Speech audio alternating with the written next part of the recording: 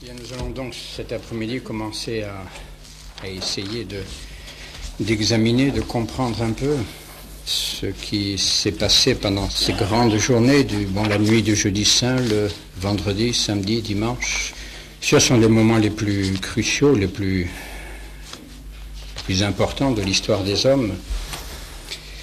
Et je ne prétends pas, je dirais, tout vous expliquer, ni tout vous faire comprendre, parce que ce sont des moments qui sont incompréhensibles. Ces moments qui... Il faudrait être Dieu pour en parler comme il convient, parce que c'est lui qui les a vécus, dans son humanité, c'est notre Seigneur qui les a vécus, et il y a une foule de choses qui sont incompréhensibles, que l'on peut essayer un petit peu de deviner, mais on ne peut guère que balbutier dans ces choses-là. Ça, c'est tellement immense. Donc je ne prétends bien que vous donner peut-être des pistes un petit peu de réflexion, de méditation, de contemplation, de prière même, pourquoi pas, bien sûr. Il est sûr que ce sont là peut-être les heures, les journées qui nous manifestent le plus, justement, cet amour que Dieu nous porte à chacun d'entre nous. Et ce sont donc des choses qu'il faut que chacun d'entre nous considérions. C'est à moi que ça parle, ça. C'est à moi, c'est pour moi, c'est à cause de moi. Tout ça, c'est moi qui suis compromis, si on peut dire, d'une certaine façon, dans ces moments, dans ces événements de la passion de notre Seigneur Jésus-Christ. Et encore une fois, je ne prétends pas tout vous rendre clair. Tout cela reste un mystère. Je ne sais pas si vous connaissez la bienheureuse Angèle de Foligno, qui a eu des visions, une mystique franciscaine du XIIIe siècle et qui a des choses magnifiques, justement, sur ces heures sur la passion de notre Seigneur. C'est terrible. Enfin. Et voici un petit peu un passage où elle essaie un petit peu d'expliquer ce qu'elle a vu. Dans cette lumière, mon âme vit de la passion du Christ plus de choses que je ne puis et même que je ne veux en déclarer. J'ai fait certaines découvertes pour lesquelles je demande la permission de me taire. Elle a découvert certaines choses, elle dit, je préfère ne pas en parler. Des choses qu'on ne peut pas dire, c'est sûr, des choses que l'on comprend intérieurement, mais qu'on ne peut pas exprimer. Et alors mon âme cria, ô Mère désolée, Sainte Marie, dites-moi quelque chose de la passion du Fils, car vous en avez vu plus que tout autre saint à cause de votre grand amour. Oui, ça c'est très juste. Ça, Vous en avez vu plus que tout autre saint à cause de votre grand amour. C'est l'amour que chacun d'entre nous porte à Jésus-Christ qui lui fera comprendre ce qui se passe, qui l'instruira finalement un petit peu sur ce qui s'est passé pendant la passion. Vous l'avez vu avec les yeux du corps et avec ceux de l'âme. Vous avez beaucoup vu parce que vous avez beaucoup aimé. Et mon âme redoubla ses cris. Il y a encore un autre saint qui pourrait me dire un mot de la passion. Et je criai dans mon délire. Tout ce qu'on dit de cette passion, tout ce qu'on raconte, tout cela n'est rien près de ce qu'a vu mon âme. Et je ne peux pas beaucoup plus que les autres la dire comme je l'ai vue. J'ai vu dans ma vision 3 fois épouvantable que la mère des douleurs, bien qu'elle ait plongé dans la passion plus à fond que tout autre saint, plus à fond que le disciple aimé, j'ai vu de 1000 manières qu'elle est incapable de raconter la chose comme elle l'est. Le disciple bien-aimé en est incapable aussi. Et si quelqu'un me racontait la passion telle qu'elle fut, je lui répondrais, c'est toi qui l'as soufferte. Voilà. Il n'y en a qu'un qui peut vous raconter la passion telle qu'elle s'est passée réellement. C'est lui. Alors, bien mettons-nous un petit peu quand même à sa suite pour essayer de comprendre ce qui s'est passé, de pénétrer un peu dans les secrets de ces douleurs immenses, ces douleurs de l'agonie. Mais ne vous faites pas d'illusions, encore une fois, c'est vouloir pénétrer un peu les secrets de l'amour, les secrets de la charité, les secrets de Dieu, et ça, c'est l'infini, ça. C'est l'infini, c'est l'incompréhensible, c'est l'inexprimable, si vous voulez.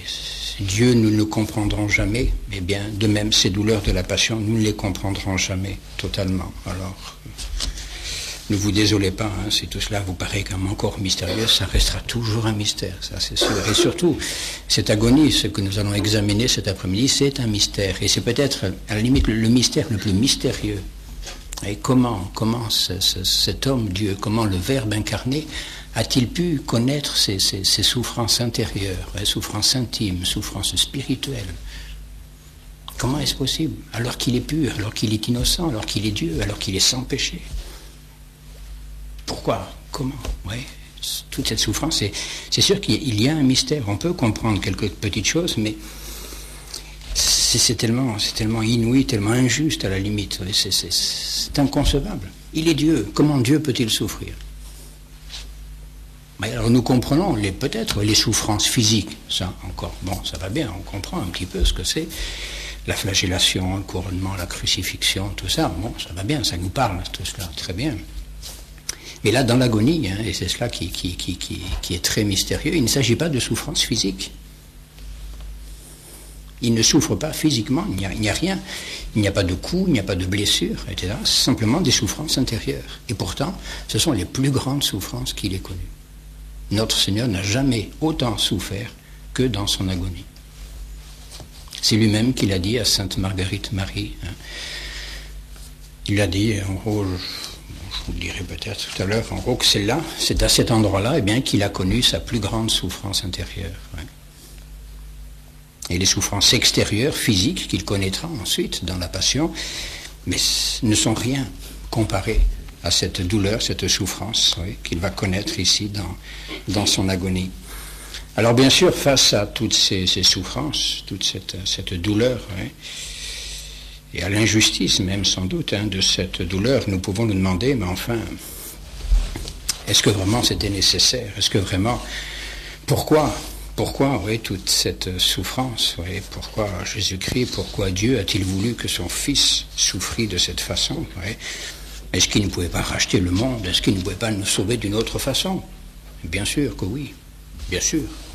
Il aurait pu, ça c'est clair. Dieu, sa puissance est sans limite. Il aurait très bien pu trouver une autre façon de nous racheter, de nous sauver. Mais n'oubliez pas, quelles sont les raisons d'être de l'incarnation. Pourquoi Jésus-Christ, pourquoi le Verbe de Dieu s'est-il incarné? Nous l'avons déjà dit, mais je pense que nous pouvons le répéter. Il y a 3 motifs essentiels. Le premier motif, c'est de nous enseigner.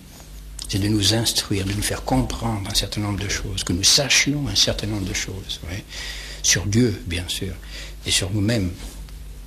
Le deuxième motif, c'est de nous délivrer du péché. Et le troisième motif, c'est de nous conduire à Dieu le Père, de nous ramener donc à notre Père. Donc d'abord nous enseigner, nous illuminer, nous faire comprendre. Ensuite nous sortir du péché, nous délivrer de notre misère, du péché, et ensuite nous conduire à Dieu, nous conduire à l'éternité, à la gloire de Dieu. Eh bien, n'oublions pas la première finalité de cette incarnation que nous retrouvons ici. Justement, c'est cette nécessité de nous instruire. Et saint Thomas d'Aquin nous dit justement, vous voyez, il énumère ici un certain nombre de motifs qui justifient cette façon dont Dieu nous a rachetés, a voulu nous racheter comme étant le moyen le plus adapté.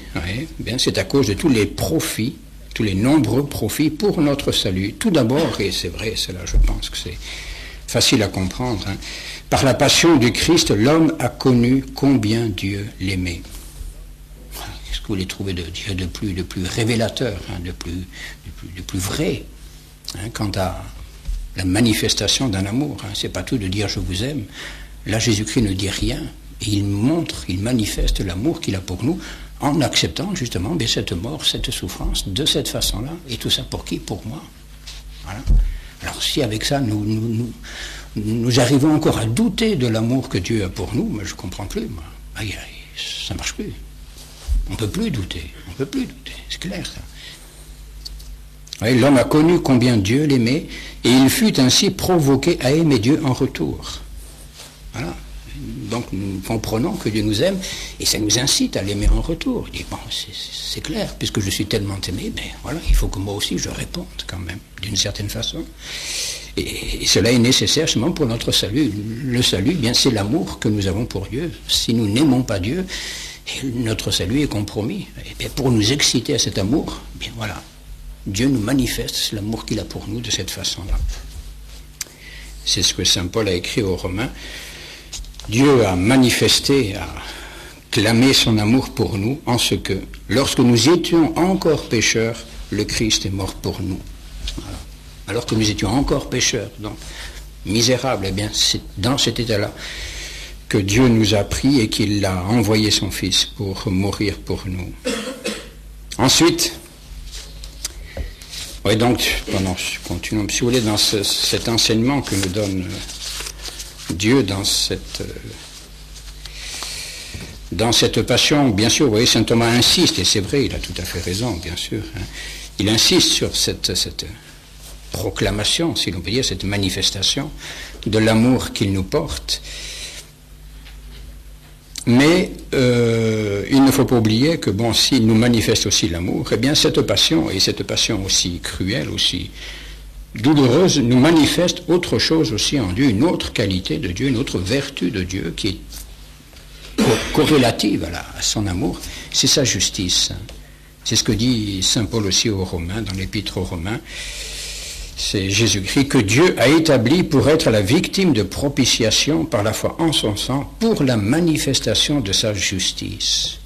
Vous voyez, justement, quand nous considérons bien ce que Jésus-Christ a accepté de souffrir, nous comprenons peut-être ce qu'est la justice de Dieu. Nous comprenons justement à quel point nous l'avons offensé. Vous voyez, pour réclamer une réparation semblable, une réparation aussi épouvantable, si l'on peut dire, c'est que vraiment l'offense était terrible. Et cela nous manifeste un peu justement la grandeur de la justice, la sévérité même de la justice de Dieu, mais qui manifeste de notre côté la grandeur et la gravité de nos fautes. Vous voyez, insulter un Dieu aussi bon, non. Si nous ne comprenons pas la gravité de nos péchés, eh bien regardons la passion, voilà la gravité de nos fautes. C'est pas des considérations intellectuelles qu'il faut faire, il faut regarder un homme qui souffre et un homme qui est Dieu. Voilà, à cause de nous, à cause de nos péchés. Oui. Oui, donc la passion nous instruit sans doute sur ces deux vertus qui sont en Dieu et qui sont corrélatives, l'amour bien sûr, et puis la justice. On ne peut jamais séparer l'un de l'autre. Une charité qui serait privée de justice serait faiblesse, c'est clair. Et une justice qui serait sans charité serait beaucoup dureté, tout ce qu'on peut imaginer, mais ne serait pas la vraie justice, il serait injuste au contraire. Donc c'est la première, je dirais, raison pour laquelle Dieu a choisi ce mode de rachat, de réparation. Oui. Et deuxième raison que nous donne saint Thomas, par la passion, le Christ nous a aussi donné un exemple d'obéissance, d'humilité, de constance, de justice et des autres vertus qui sont nécessaires au salut de l'homme. Et saint Pierre le souligne en disant « Le Christ a souffert pour vous, vous laissant un modèle afin que vous suiviez ses traces. » L'exemple de toutes les vertus dans la passion. Et dans un autre passage, là, saint Thomas d'Aquin explicite un peu plus. Il commente ce passage de saint Paul, où saint Paul nous invite à recogiter, à penser sans arrêt, justement à ce que notre Seigneur a fait. Et pourquoi, dit-il? Eh bien, parce que, là, c'est une chose petite pensée de saint Thomas d'Aquin que nous pouvons noter peut-être, voyez. La raison en est que dans toute tribulation, on trouve son remède dans la croix. Là, mettez ça dans votre tête, si ça y est pas encore. Voyez. Dans toute tribulation, eh bien, vous trouverez le remède à la croix, dans la croix. C'est là qui est le remède à toutes vos tribulations, à toutes nos tribulations, nos souffrances, nos difficultés, nos angoisses, tout ça, le remède, la croix. Bon. Ici, en effet, nous voyons, voilà, il énumère un certain nombre de vertus de notre Seigneur, manifestées donc dans la croix. Ici, nous voyons l'obéissance envers Dieu, bien sûr, l'obéissance. Nous voyons également la piété envers les parents. Notre Seigneur prend soin de sa mère, il ne l'abandonne pas. Avant de mourir, il a confié à saint Jean. Nous voyons la charité envers le prochain. Il prie pour les pécheurs. Pardonnez-leur. Nous voyons la patience dans les adversités. Et en toute chose, eh bien, nous voyons la persévérance finale, car il a persévéré jusqu'à la mort, sans un moment de faiblesse. Voilà, tout un ensemble de vertus qui nous sont manifestés et avec éclat dans la passion de notre Seigneur, l'obéissance, la piété filiale, la charité envers le prochain, la patience et la persévérance, oui, donc la force, oui, dans les adversités. Et donc dans la croix, nous trouvons l'exemple de toutes les vertus, selon saint Augustin, oui, très belle citation de saint Augustin. La croix fut non seulement le gibet de celui qui souffrait, mais aussi la chair du docteur. Voilà. La croix est un gibet, bien sûr, c'est là qu'il souffre, c'est là qu'il nous rachète, mais c'est également la chair dans laquelle il proclame la vérité. Il continue de prêcher sur la chair, sur la croix, pardon. Oui. Oui, donc deuxième raison pour laquelle, eh bien, ce genre de passion était, bon, non pas strictement nécessaire, mais en tout cas tout à fait adapté à sa finalité. Oui. Donc nous manifester l'amour, la justice de Dieu, nous donner l'exemple d'un certain nombre de vertus, l'obéissance, l'humilité, la patience, etc. Ensuite, troisièmement, le Christ, par sa passion, a non seulement libéré l'homme du péché, mais en plus, il lui a mérité la grâce de la justification et la gloire de la béatitude. Il a mérité, bon, alors ça c'est, nous passerons un peu là-dessus, il a mérité par la charité intérieure, justement, et l'esprit d'obéissance dans lequel il a vécu cette passion. Quatrième motif, l'homme se sent également poussé par nécessité à se garder pur de tout péché. Et oui, quand on voit dire ce que nous avons coûté à Dieu, ce que nous avons coûté à Jésus-Christ, bien cela justement doit nous aider à nous garder purs de tout péché. Si on peut dire, diminuer un peu le prix de la rançon, oui. Qu'il ait moins à souffrir, si c'est possible. Oui, se garder pur de tout péché, suivant le mot de saint Paul aux Corinthiens, vous avez été rachetés assez cher. Glorifiez donc Dieu en votre corps. Hein? Bon, il a payé assez cher, si vous voulez, donc n'augmentez pas la dette encore. Hein. Et enfin, c'est un motif aussi qu'il ne faut pas oublier. Aujourd'hui, dans notre époque de culte un peu de l'homme, c'est une chose à laquelle on est peut-être un peu trop habitué, mais qui n'est pas complètement fausse. Vous voyez. Par cela, donc, l'homme a atteint une plus haute dignité. Et oui, c'est une dignité. Notre Seigneur a élevé l'homme à une plus grande dignité encore par ce type de passion, de rachat, de rédemption. Oui. Parce que l'homme avait été vaincu et trompé par le diable, eh bien l'homme devait le vaincre à son tour. Oui. C'est un homme qui triomphe du démon. L'homme qui a été vaincu par le démon, eh bien voici que notre Seigneur, par sa passion, en triomphant du démon, voyez, eh bien, élève la nature humaine à une plus grande dignité. Ayant mérité la mort, l'homme devait aussi, en mourant, l'emporter sur la mort. Ouais. Voilà. L'homme avait mérité la mort, et bien par la mort de Jésus-Christ, la mort est vaincue. Ouais. Donc la nature humaine, l'homme, est élevé à un niveau de dignité eh bien, plus supérieur à celui qui était antérieur à la passion. Ouais. C'est extraordinaire tout cela. Hein. Bon. Voilà, et donc, eh bien, c'est pourquoi on peut justement considérer que ce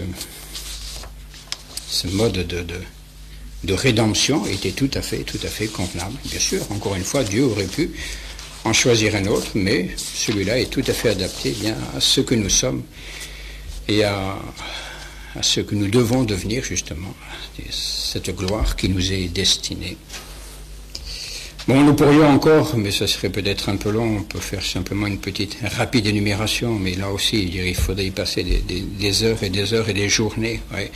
C'est une question que se pose aussi saint Thomas d'Aquin, vous voyez, c'est la somme des souffrances que Jésus-Christ a endurées.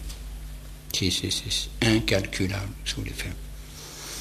Alors on peut faire une certaine énumération, c'est sûr, mais vous voyez, ce que dit saint Thomas d'Aquin, notre Seigneur a enduré toute la souffrance humaine, toutes les souffrances humaines possibles, imaginables, toutes, il les a connues. De la part des hommes déjà, oui, si on considère les différentes catégories d'hommes, il a souffert de la part des hommes et des femmes, des deux. Bon. Des juifs et des païens. Il a souffert de la part des prêtres et des laïcs, de l'autorité et du peuple. Il a souffert de la part de gens honnêtes et de la part de gens malhonnêtes, des enfants même, et des vieillards, ses amis et ses ennemis. Ouais. Donc, vous pouvez prendre toutes les catégories d'êtres humains, tous l'ont fait souffrir, tous. Il n'y en a pas un qui l'a épargné. Et même nous. Hein. Bon. Ouais. Donc, de la part des hommes, ça, quel que soit l'homme que vous considériez, vous pouvez dire, nous pouvons dire, il l'a fait souffrir.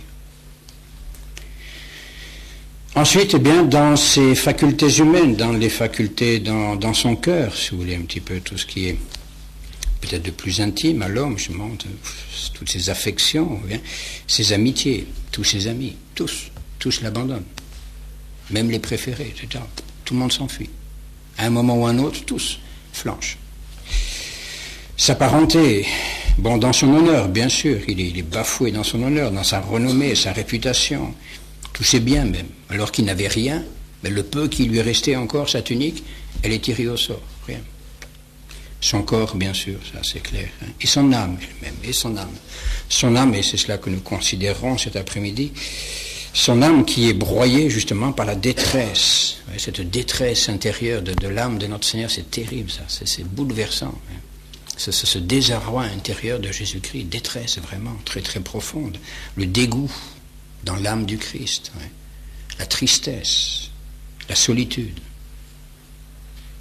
Et puis je dirais, cette science de la douleur, ouais, cette connaissance intérieure, intime de la douleur, avec cette sensibilité, cette acuité, si vous voulez, de sa perfection humaine. Ouais.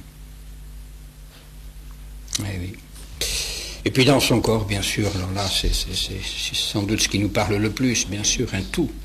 Aucune partie de son corps n'a été épargnée, hein, la tête, le visage, les crachats, les mains, les pieds, tous ses sens ont été martyrisés, le toucher, bien sûr, hein, par les clous, les fouets, le goût même, ouais, le goût, le vinaigre, le fiel qu'on lui propose alors qu'il est sur la croix, alors qu'il cherche un peu de réconfort, on lui donne du vinaigre. Bon, tout, même l'odorat, bon, toutes ces odeurs du calvaire, qui d'après les auteurs, c'est quelque chose d'épouvantable, ce calvaire. C'était un lieu de supplice, c'était une odeur pestilentielle là-dessus. Ouais. Bon, toutes ces oreilles, tout ce qu'elles ont entendu, bien sûr, tous ces blasphèmes, ces insultes. Ouais. Alors qu'il était en train d'agoniser et en train de prier pour ses bourreaux, ben, on l'insultait encore. Ouais. Et même, ajoute saint Thomas d'Aquin, sa vue a été blessée par la douleur de sa mère. Mais oui. Il a vu sa mère en larmes au pied de la croix. Et cela, pour lui, a été encore une cause de souffrance. Voyez, alors, c'est un peu difficile ouais, de faire le total, hein, de faire le compte. Hein. Et dans un autre passage, justement, vous voyez, saint Thomas d'Aquin encore essaie de voir un petit peu pourquoi et combien notre Seigneur a souffert, ouais, toute cette douleur réelle et sensible causée par les tourments corporels et une douleur intérieure, la tristesse, ouais, la tristesse produite par la présence de quelques nuisances, etc. Ouais. Et ces douleurs, nous dit-il, sont les plus intenses que l'on puisse endurer dans la vie présente. Ouais. Non seulement si vous considérez, je dirais, la somme des souffrances, mais en plus, je dirais, quant à l'intensité de ces souffrances. Ouais. Pourquoi? Eh bien, bon, si vous voulez, passons un peu sur la douleur physique qui je pense, nous comprenons peut-être un peu plus facilement, oui. Mais quant à la douleur intérieure du Christ, hein, puisque c'est d'elle que nous parlerons cet après-midi, et pourquoi a-t-elle été aussi pressante, aussi cruelle, voyez? Eh bien, pour plusieurs raisons. En premier lieu, et quelle était la première cause, première raison de cette douleur intérieure? Eh bien, c'était tous les péchés du genre humain pour lesquels il satisfaisait en souffrant. Et tous les péchés du genre humain. Essayez de vous représenter un petit peu ce que ça peut faire. Hein. Non pas en quantité, hein, mais en poids, en pesanteur, hein, sur l'âme de notre Seigneur. Hein. Tous ces péchés, eh bien, vont devenir les siens, d'une certaine façon. Tout cela, sur lui. L'agneau sans tache, l'agneau très pur, l'agneau innocent, eh bien, il va être fait le péché du monde. Le péché du monde. Le péché, tout. Voilà. Tout cela, ben, c'est sur son âme que ça va peser. Bon, essayez, je dirais, si c'est possible, de vous représenter ce que ça a pu être, bon, quand nous éprouvons nous-mêmes un peu de contrition. Ça nous arrive, j'espère, quand même de temps en temps, d'avoir un peu de contrition de nos péchés, un peu de contrition de nos fautes. Ça nous fait mal, quand même. Bon, et qu'est-ce que c'est, nous? Les petits péchés qui nous causent une petite contrition. Ça nous fait mal, pourtant, parfois. Alors, bon, essayez de voir un petit peu ce que ça a pu être pour lui, qui n'était pas coupable de ses péchés, qui n'en a été que la victime. Oui, tous les péchés du genre humain. Et le psalmiste ne parle-t-il pas à propos du Christ, justement, du cri de ses péchés, verba delictorum meorum, le cri de ses péchés, alors qu'ils ne sont pas les siens. Ils deviennent d'une certaine façon les siens. Puis, particulièrement, deuxième cause de cette douleur intérieure, eh bien, c'est la faute des Juifs. Les siens, les proches, oui, les Juifs, ses compatriotes, ceux de son pays, ceux de chez lui, oui. Donc, particulièrement la faute des Juifs et de ceux qui lui infligèrent la mort, et surtout des disciples qui se scandalisèrent pendant sa passion.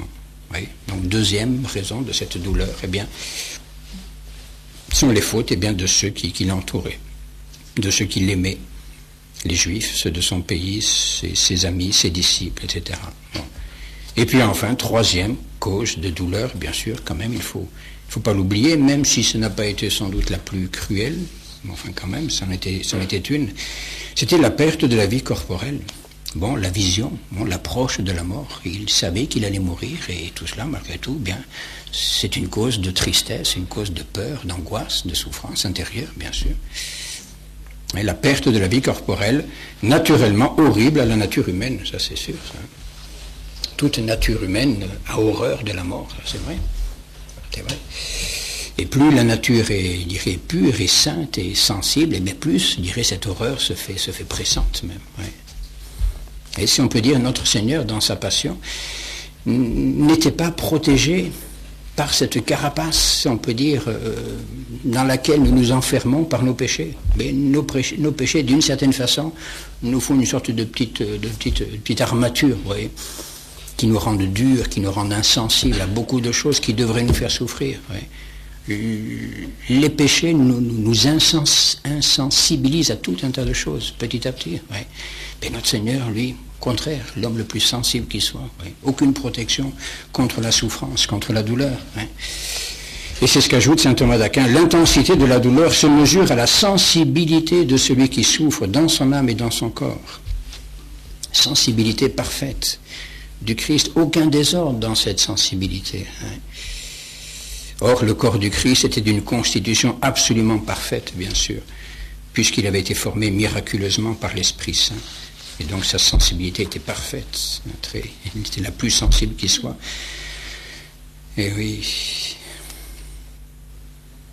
Et enfin, abrégeons un peu, l'intensité de la douleur du Christ a une dernière cause. Cette passion et la douleur qui en résultat ont été choisies volontairement par le Christ pour libérer l'homme du péché. Aussi a-t-il pris une douleur proportionnée dans son intensité à la grandeur du fruit qui devait en résulter. Voyez, l'intensité de la douleur du Christ a été encore intensifiée parce qu'il le voulait. Il voulait souffrir, parce qu'il voulait nous racheter, il voulait nous sauver, et donc il a voulu la souffrance la plus terrible qui soit, la plus grande qui soit. Il a voulu vraiment, je dirais, n'être épargné par aucune souffrance. C'était à la dimension de son amour pour nous, parce qu'il voulait vraiment tous nous sauver, tous nous arracher à tous nos péchés, et donc la plus grande souffrance possible, il l'a voulu, il a choisi, il a demandé à son Père, d'une certaine façon, et oui. Vous voyez, on dirait tout cela, c'est des choses qu'il faut méditer, qu'il faut considérer. On pourrait en parler, mais il vaut mieux que chacun essaie un petit peu de regarder tout cela. Et donc voici là justement cette phrase de cette phrase de notre Seigneur à Sainte Marguerite Marie. C'est ce qui nous montre bien justement la profondeur de la douleur du Christ dans son agonie. C'est ici où j'ai plus souffert intérieurement qu'en tout le reste de ma passion. Voilà, dans son agonie. C'est au jardin, c'est à Gethsémani que le Christ a le plus souffert intérieurement. intérieurement, hein, souffrance de l'âme, oui, que dans tout le reste de sa passion. Et c'est là justement tout ce mystère de l'agonie. Bon, parce que extérieurement, qu'est-ce qui se passe? Ben, pas grand-chose. Un homme qui est seul, là, dans l'obscurité, dans un jardin, et puis qui prie son Père. Voilà, personne ne lui parle, personne ne le touche, personne ne lui fait de mal, apparemment, et pourtant, eh bien, c'est là qu'il souffre le plus. Alors, justement, eh bien, qu'est-ce qu'a été cette agonie? Eh bien, regardons d'abord peut-être un peu ce que nous disent les textes sacrés, un petit peu, si vous voulez, quant au déroulement de cette agonie. Oui. Puis ensuite, nous essaierons de comprendre un petit peu ce qui s'y est passé. Oui. Nous avions laissé, hein, si vous vous souvenez, notre Seigneur à la fin de ses discours, après la scène, donc il a quitté le cénacle avec ses apôtres, ils ont quitté la ville, donc par la porte sud, sans doute, des grands plans par là-bas. Hein. Et puis là, bon, dans la campagne, autour de Jérusalem, c'est là qu'il leur a donné ses grands discours, sa parabole de l'allégorie de la vigne, hein, pour manifester l'unité qui doit exister entre lui et ses disciples, voyez. Et puis c'est un peu plus loin, sans doute, bien qu'il s'est arrêté pour adresser à son Père cette grande prière, hein, qu'on appelle la prière sacerdotale. Ouais, voilà. Bon. Et puis une fois que cela est fait, eh bien, la petite troupe reprend sa route, traverse le Cédron, c'est ce que nous dit Saint Jean, hein, traversée du Cédron, et ils arrivent au jardin de Gethsémani. Hein, ce jardin de Gethsémani, le mont des Oliviers, est à l'est, hein, de Jérusalem. Oui. C'était un jardin où, semble-t-il, notre Seigneur avait l'habitude de venir. C'était pas très loin de la ville. Oui, bon, c'était donc un endroit assez calme, assez retiré quand même, pour être dans le silence, dans la paix, pour prier. Et les apôtres l'avaient accompagné, sans doute, assez souvent. Et Judas lui-même, bien sûr, le connaissait, cet endroit. Il était venu, sans doute, assez souvent aussi avec notre Seigneur. Et donc, il n'aura bien sûr aucune peine, ensuite, eh bien, à accompagner la troupe pour venir se saisir de Jésus-Christ. Hein. Et c'est donc à ce moment-là, bien que va commencer véritablement, je dirais, extérieurement, du moins, enfin, physiquement, la passion de notre Seigneur. Hein. Le mot de l'agonie, alors on désigne souvent cet épisode-là par l'agonie. Bon, en fait, ce mot de l'agonie, vous le trouverez une seule fois dans les saints évangiles, hein, c'est Saint Luc qui en parle. Lorsqu'il parle de cet épisode dont il est le seul à parler, hein, c'est l'apparition de l'ange qui vient réconforter notre Seigneur et la sueur de sang. Hein, et factus est in agonia prolixius rabat. Ouais, et donc, à ce moment-là, dit-il, notre Seigneur entra en agonie et priait avec plus d'intensité, plus de ferveur, si on peut dire. Oui, c'est la seule fois où le mot agonie apparaît, oui, l'agonie qui manifeste une sorte de déchirement intérieur, oui, c'est ce bouleversement intérieur de l'âme, oui, qui n'est pas seulement quelque chose d'extérieur, mais quelque chose surtout d'intérieur. Oui, bon. Alors, bon, on a pris l'habitude d'appliquer ce mot d'agonie, oui, qui est donc limité à un instant, selon Saint Luc, bon, de l'appliquer à l'ensemble de cet événement, et les évangiles sont très très brefs, hein, très sobres, hein, sur cette agonie, puisque dans Saint Matthieu, Saint Marc, eh bien, cela se résume en 10 versets. Saint Luc, lui, 7 versets, donc très très court, très sobre, et pas de grands discours, pas de grandes explications. On sent vraiment que les évangélistes, bon, hésitent même un petit peu à expliquer un petit peu, parce qu'on ne peut pas expliquer. Ils racontent un petit peu ce qu'ils ont su. Mais ce sera en termes très, très, très mesurés. Oui. Quant à Saint Jean, lui, il n'en parlera pas. Oui, c'est curieux, l'évangile de Saint Jean ne parle pas de l'agonie. Oui, Saint Jean, n'oubliez pas, Saint Jean, c'est l'apôtre de la gloire de Dieu. C'est l'apôtre de la gloire du Verbe. Hein. Depuis le début jusqu'à la fin, il est tout pris par cette vision, justement, du Verbe de Dieu, ouais, du Verbe incarné. Et non pas qu'il ignore l'agonie, non pas qu'il ignore la croix, bien sûr, mais tout cela est toujours orienté vers la gloire, ouais, vers le salut. Donc, eh bien, je dirais, bon, certains passages dont il ne parle pas, d'autant que les autres apôtres en ont déjà parlé, donc il n'éprouve pas le besoin de revenir là-dessus. Et avant je dirais, de rentrer dans son agonie, donc de s'éloigner seul, eh bien, voici que notre Seigneur donne à ses apôtres un dernier avertissement, oui, une sorte de... Il les met en garde encore une fois, oui. Il sait que ça va être l'heure justement de l'épreuve pour tous et pour eux, et donc il les met en garde, hein, et que leur dit-il, vous serez tous scandalisés cette nuit à mon sujet. Voilà, tous, vous allez être scandalisés. Car il est écrit, je frapperai le pasteur, et les brebis du troupeau seront dispersées. Mais, et toujours, voyez, il leur rend toujours confiance, il dit, bon, vous serez scandalisés, vous aurez à souffrir, vous serez dispersés, vous allez m'abandonner, en gros. Bon, ça va bien, ça va bien. Voilà ce qui va se passer. Mais après que je serai ressuscité, je vous précéderai en Galilée. Voilà. Donc il leur annonce non seulement la passion, la mort, le scandale, mais également la résurrection, et puis ensuite les retrouvailles en Galilée, on se reverra après. Ouais. Et Pierre, le bon Saint Pierre, toujours très très fougueux, parfois un peu intempestif, dit non, jamais, ça n'arrivera pas tout cela. Quand même tous seraient scandalisés à votre sujet, moi, jamais. Je ne serai jamais scandalisé. Le pauvre Saint Pierre, s'il avait su ce qui allait se passer. Ben, c'est bien, c'est beau, c'est magnifique. Et notre Seigneur, je dirais, ne lui en fait pas le reproche. Il dit, mais mon pauvre Saint Pierre, en vérité, je te le dis, avant que le coq chante, tu me renieras 3 fois. Non, jamais de la vie. Saint Pierre insiste, bien sûr, non, c'est pas possible ça. Quand même, il me faudrait mourir avec vous, je ne vous renierai point. Bon, c'est beau, magnifique, Deo Gratia, c'est très bien tout cela. Mais notre Seigneur sait bien ce qui va se passer. Et tous les apôtres emboîtent le pas à Saint-Pierre. Jamais de la vie, on ne vous abandonnera pas. Ayez confiance, on est là, on reste avec vous. Bon, très bien. Et nous bon, on peut s'appliquer un petit peu les choses de temps en temps. Et nous aussi, on en a fait des proclamations. On en a pris des résolutions à la fin des retraites. Ah là, la misère, que de résolutions nous avons prises. Et combien de temps ça a tenu?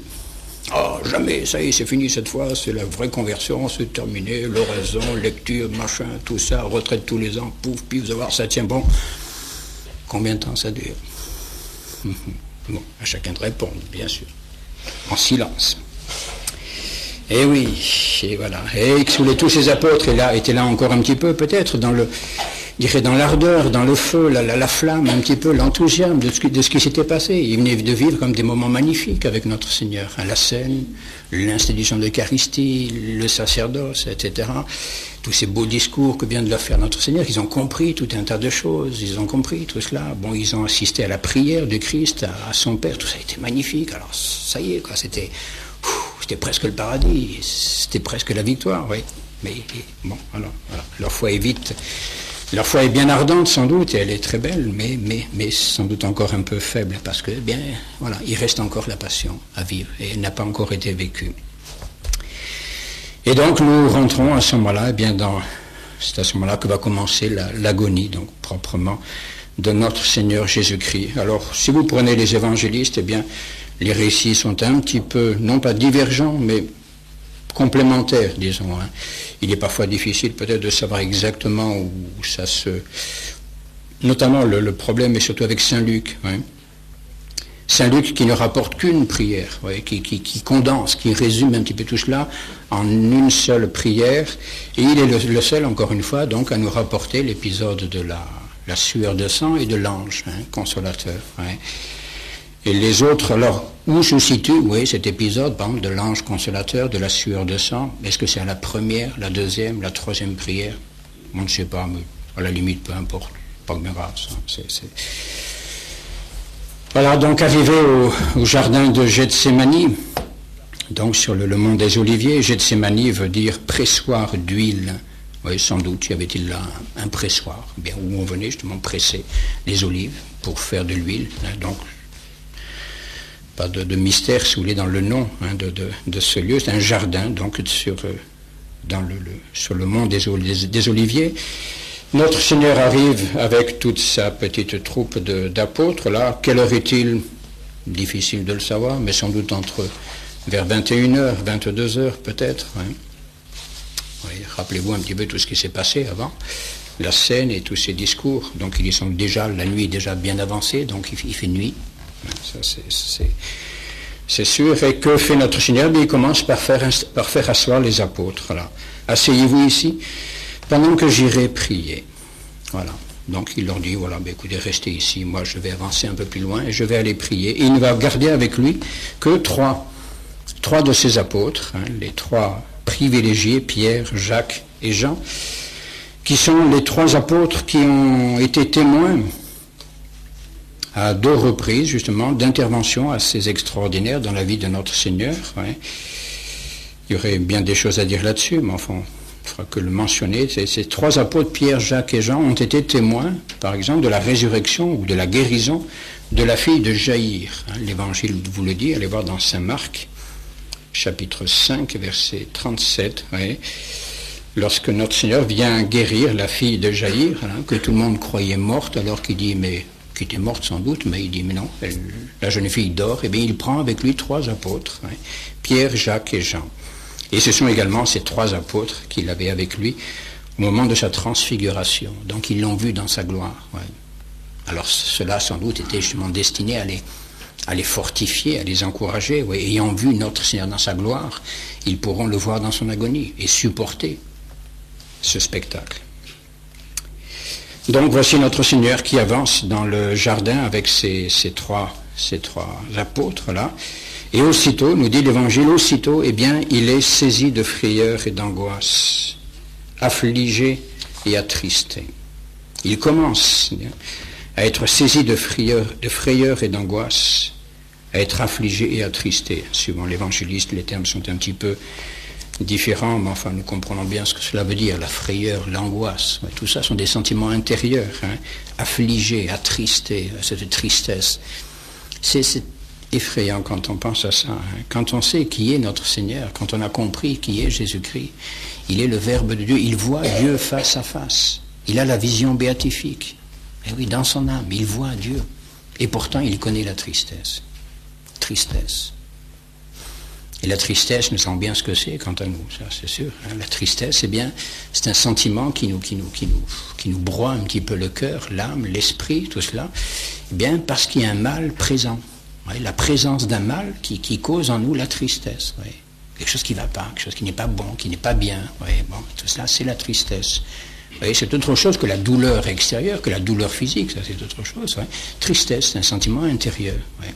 Voilà, on pleure, on gémit, etc. Mais tout cela, ça nous prend au-dedans de nous-mêmes. Ouais, mais comment notre Seigneur, ouais, qui voit son Père, qui est dans la gloire de son Père même, eh bien, comment peut-il connaître la tristesse? Et pourtant. Il le dit d'ailleurs lui-même, et c'est le signe sans doute, vous voyez même, il irait déjà, lorsqu'il entre à peine dans son agonie, déjà il irait de la profondeur de son angoisse et de sa tristesse, eh bien c'est qu'il éprouve le besoin de se confier. Le fait qu'il le dise, ouais. Vous voyez, c'est ça, nous voyons bien, et ça, les pères de l'Église le disent sans cesse, vous voyez, tout cela, il nous manifeste pour beaucoup, c'est peut-être une des raisons pourquoi justement les évangélistes nous l'ont rapporté, pour nous manifester l'humanité de Jésus-Christ. Il est vraiment un des nôtres, il est vraiment comme nous. Il est homme parfait sans doute, mais il est homme. Et nous-mêmes, nous le vivons, cela nous sentons bien. Quand ça ne va pas, quand nous avons de la peine, de la tristesse, de l'angoisse, mais c'est une sorte de soulagement que de le dire, que d'en parler. Chercher quelqu'un à qui on puisse confier un petit peu sa peine, quelqu'un qui sache nous écouter. Voilà. Vous voyez, ce besoin de parler. Et c'est sûr, ça. Bien sûr, c'est une sorte de soulagement, une certaine consolation. On n'est plus tout seul. Vous voyez. Le fait de parler, de le dire, un autre l'entend, je ne suis plus tout seul. Vous voyez.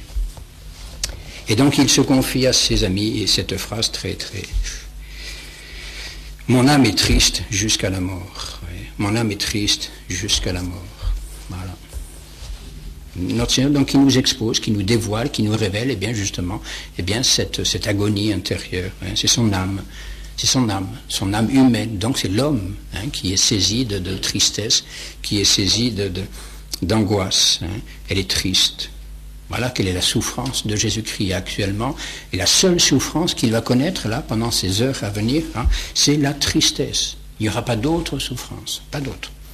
Encore une fois, il sera seul, personne ne le fera souffrir.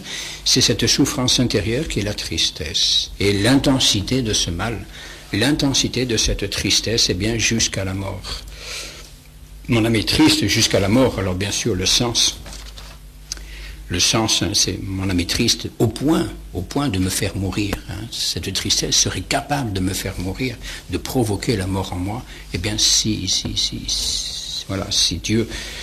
ma volonté, si Dieu ne voulait pas justement que je meure ce soir, s'il ne fallait pas que j'attende encore un peu avant de mourir. Oui, mais c'est donc l'intensité, la profondeur de cette tristesse. Oui. Et il sollicite même, non seulement, vous voyez, c'est très, très humain tout cela, non seulement donc il leur confie un peu sa tristesse, oui, mon âme est triste jusqu'à la mort, mais en plus il sollicite leur soutien, il sollicite leur aide, il leur demande de l'aider. Demeurez ici et veillez avec moi. Et vigilate mecum, veillez avec moi. Oui, je vais prier, je vais veiller, mais ne m'abandonnez pas, veillez avec moi. Voilà. Il va ensuite s'avancer un petit peu, un peu plus loin, mais il leur demande de veiller avec lui. Oui. Sorte de consolation, toujours pareil, qu'il cherche un petit peu. Oui. C'est une certaine consolation, c'est sûr, quand on souffre, quand on est dans la peine, de savoir qu'on n'est pas seul à souffrir, qu'il y a quelqu'un qui comprend, quelqu'un qui partage, quelqu'un qui porte avec nous notre fardeau et notre peine. Et même si cette personne est un peu éloignée, on sait qu'il y a quelqu'un qui nous aime et qui souffre avec nous. Bon, on n'est plus tout seul. C'est ça la consolation. Hein. La consolation, c'est un très beau mot, c'est magnifique comme mot, cum solo, cum solis, etc. Oui, c'est celui qui est avec celui qui est tout seul. Tenir compagnie à quelqu'un qui est seul. C'est ça, être le consolateur. Consoler quelqu'un, c'est lui tenir compagnie. C'est pas la peine de faire des discours. Vous savez, bien souvent, d'ailleurs, il vaut mieux se taire. Hein. Les meilleures consolations sont souvent les consolations silencieuses. Voilà. Mais on tient compagnie. Voilà. Vous n'êtes pas tout seul. Et c'est ce qu'il leur demande. Oui, demeurez ici. Donc n'avancez plus, voilà. Bon, vous restez ici, moi, il faut que j'avance seul maintenant. N'avancez plus, mais ne m'abandonnez pas. Voilà, veillez avec moi. Oui. Et il ajoute, selon saint Luc, il ajoute encore à ses apôtres une recommandation qu'il leur redonnera encore à d'autres moments. Priez. Voilà ce qu'il leur demande. Hein. Veillez avec moi. Et quelle est la façon dont il leur demande de veiller avec lui? Eh bien, c'est de prier. Prier. Prier, et pourquoi? Afin de ne pas tomber dans la tentation. Oui. Afin de ne pas tomber dans la tentation. Alors attention, hein, il faut bien comprendre ce que dit notre Seigneur ici. Voici une explication que donne Bède. Il ne dit pas « priez afin de n'être pas tenté », mais « priez afin de ne pas entrer dans la tentation ». C'est-à-dire afin de n'être pas vaincu par la tentation. Voilà ce que ça signifie. Prier afin de ne pas entrer dans la tentation. C'est-à-dire pénétrer dans la tentation, c'est-à-dire succomber d'une certaine façon à la tentation. Mais il ne leur dit pas de prier pour ne pas être tenté. Oh non, la tentation est inévitable. La tentation, même jusqu'à un certain point, est nécessaire.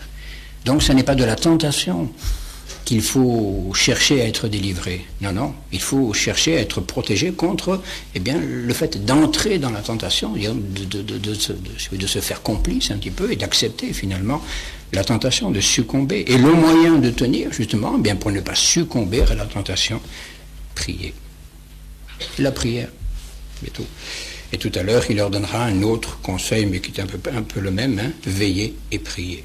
Oui, la vigilance. Soyez sur vos gardes, oui, attention, regardez un petit peu où vous allez, ce qui se passe autour de vous, etc. Et puis priez, vigilance et prière, afin de ne pas entrer dans la tentation. Oui, entrer, oui, c'est ça, hein, c'est venir être dominé, donc, oui, par la tentation. Et donc notre Seigneur, après avoir adressé cette demande à ses apôtres, hein, de demeurer, de prier, de veiller avec lui, s'avance. Hein. D'une 50aine de pas, semble-t-il, selon saint Luc. Il s'éloigna d'eux à la distance d'un jet de pierre, donc une 50aine de pas. Il tombe à genoux, se prosterne le visage contre terre et prie. Voilà. Alors, 50 pas, donc cette distance permet justement, il n'a pas voulu aller trop loin, ni être trop près non plus, hein, pour que les apôtres puissent bien voir un peu quand même et être témoins de son agonie. Donc les apôtres vont pouvoir voir ce qui se passe et entendre également peut-être ces gémissements, ces prières. Oui. Et les trois évangiles rapportent à ce moment-là bien la même prière pratiquement. Les trois évangélistes sont d'accord pour rapporter en gros la même prière, mon Père, ou Abba, Père, ou Père, selon saint Luc. S'il est possible, tout vous est possible, si vous le voulez. Oui, c'est les trois formules qu'ils emploient, mais cela revient à peu près au même. Que ce calice s'éloigne de moi. Cependant, non pas comme je veux, mais comme vous le voulez. C'est une très belle prière. C'est la prière parfaite. Et c'est pourquoi, sans doute, il a voulu qu'elle soit entendue des apôtres, pour nous être conservés. Voilà comment il prie. Voilà, dans son agonie, dans sa détresse, dans sa tristesse, dans son désarroi, voilà comment il prie. Et donc, nous ne devons pas prier autrement dans nos plus grandes souffrances. Nous ne devons pas prier autrement. Nous avons des souffrances à traverser, ça c'est sûr, parfois très cruelles, c'est vrai, mais voilà comment il faut prier. Oui. D'abord, bien s'adresser à son Père. Saint Matthieu qui a ce petit mot, tout petit mot qui est unique dans l'Évangile, Pater mi, mon Père. Notre Seigneur s'adresse à son Père en lui disant mon Père. Oui. Donc ça ajoute une petite note, je dirais, très, familiale, filiale, de tendresse. Voyez. Il s'adresse à son Père, mon Père. Il ne dit pas Père, il ne dit pas notre Père, il dit mon Père. C'est vraiment le Fils, c'est vraiment l'enfant qui parle à son Père. Voyez. Mais nous aussi, il faut parler comme cela à Dieu. Mon Père, Papa, parfois, peu importe, c'est égal. Voyez. Mon Père, il est mon Père, et oui, il est mon Papa, c'est vrai, et je lui dois infiniment plus que mon Père de la terre. Voyez. Et donc je dois avoir pour lui une tendresse qui dépasse infiniment celle que j'ai pour mon Père de la terre, c'est sûr. Vous voyez, donc c'est unique dans l'Évangile, cela, oui, c'est ce tout petit mot, Pater mi, mon Père, ça c'est unique dans l'Évangile, parce que là vraiment, si on peut dire, notre Seigneur se sent un petit peu coulé, d'une certaine façon, et vraiment il se raccroche à son Père, mon Père. Oui. S'il est possible, tout vous est possible si vous le voulez. Vous voyez, c'est par là que commence Jésus-Christ sa prière. Vous voyez, si c'est possible, tout vous est possible si vous le voulez. Donc, implicitement, vous voyez, cette prière est, avant qu'il ait formé quelque demande que ce soit, vous voyez, il y a soumission à la volonté de son Père. Si vous le voulez, nous dit saint Luc, ou bien tout vous est possible, nous dit saint Marc, ou bien encore si c'est possible, nous dit saint Matthieu. Si c'est possible. Vous voyez, donc, ce si c'est possible, si vous le voulez, tout vous est possible, ça montre bien que tout dépendra de la volonté de Dieu et de ce qu'il a décidé. Voilà. Alors, si c'est possible, si vous le voulez, que ce calice s'éloigne de moi. Voilà. Alors ensuite, il expose sa prière, il expose sa demande. Mais d'abord, vous voyez, d'emblée, sa prière est soumise à la volonté et aux décisions que Dieu a prises pour sa passion. Vous voyez. Oui. Donc on ne peut pas dire, et ça ce serait la chose serait insoutenable, insupportable, qu'il y ait eu un seul moment une sorte de désaccord entre Jésus-Christ et son Père. Cela n'est pas pensable. Il ne peut pas être en désaccord avec son Père. Oui. Que fait-il simplement quand il dit que ce calice s'éloigne de moi? Mais il exprime là, je dirais, le désir de sa nature humaine, cette nature humaine qui tremble, justement, qui est effrayée par la somme de souffrances qu'elle commence déjà à éprouver, si c'est possible, que ce calice s'éloigne de moi. Mais cela, c'est sa volonté, je dirais, d'homme, sa volonté naturelle, c'est ce désir naturel de sensibilité, oui, de la nature qui a horreur de la mort, qui a horreur de la souffrance. Alors, si c'est possible, si vous le voulez, bon, si tel est votre bon plaisir, eh bien, soulagez cette souffrance. Oui, donc, il exprime simplement, si l'on peut dire, la répulsion de sa nature humaine, vous voyez, cette répugnance qu'il ressent profondément en lui-même parce qu'il est homme, qu'il ressent à l'approche de sa passion, à l'approche de sa mort, il l'exprime. Voilà. Bon, vous voyez un petit peu dans quel état de souffrance je suis. Si vous voulez la soulager quelque peu, eh bien, oui, ma nature sera toute contente, certainement, mais, non pas ma volonté, mais la vôtre. Vous voyez. Il n'y a pas de conflit entre les deux, Pas de conflit, simplement Jésus-Christ exprime un petit peu ces débats de sa pauvre nature humaine, cette répulsion, mais en même temps, mais il exprime la parfaite concordance, la parfaite harmonie, la parfaite soumission de sa volonté humaine à sa volonté divine. Il y a en lui, vous le savez, une volonté humaine et une volonté divine, et sa volonté humaine, sa volonté en tant qu'homme, est parfaitement soumise à sa volonté divine. Il n'est pas pensable que Jésus-Christ, encore une fois, est imaginé un seul instant vouloir autre chose que ce que voulait son Père. Il nous l'a dit, je ne sais combien de fois dans l'Évangile, ma volonté est de faire la volonté de mon Père. Ma nourriture est de faire la volonté de mon Père. Voilà. Toute la vie de Jésus-Christ, sa nourriture a été la volonté de son Père. Il s'est fait homme, il s'est incarné pour faire la volonté de son Père. Vous connaissez ce passage de l'Épître aux Hébreux, au chapitre 10, verset 5.